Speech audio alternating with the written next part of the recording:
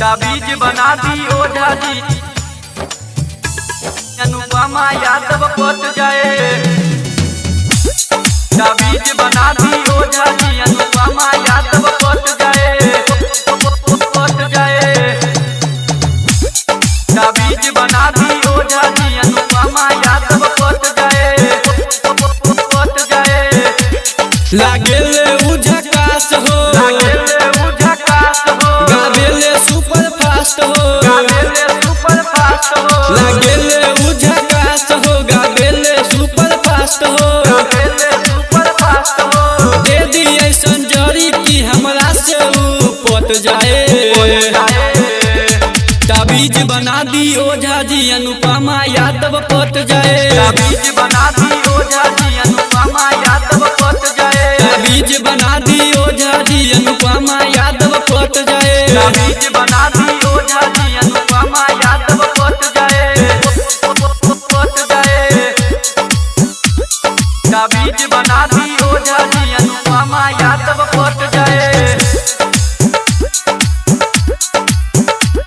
ताबीज बना दी ओझा जी, अनुपमा यादव पट जाए। सुने नी हो कर गाना नु हो, पानियों को हम दीवाना नु हो, पानियों को हम दीवाना नु हो। सुने नी हो कर गाना नु हो, पानियों को हम दीवाना नु हो। जल्दी कुछ करी बाबा, हमर काम बन जाए। ताबीज बना दी ओझा जी, अनुपमा यादव पट जाए। ताबीज बना दी ओझा जी, अनुपमा यादव पट जाए। ताबीज बना दी ओझा जी, अनुपमा यादव पट जाए। ताबीज बना दी ओझा जी, अनुपमा यादव पट जाए, पट जाए।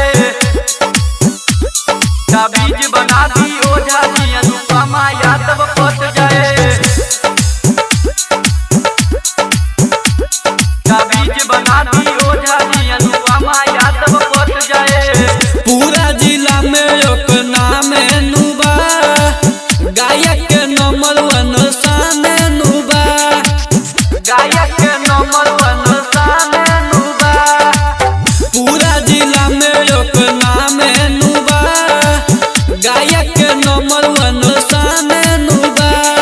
केकरो से ऊ पटल हो के ओकर जोड़ी टूट जाए।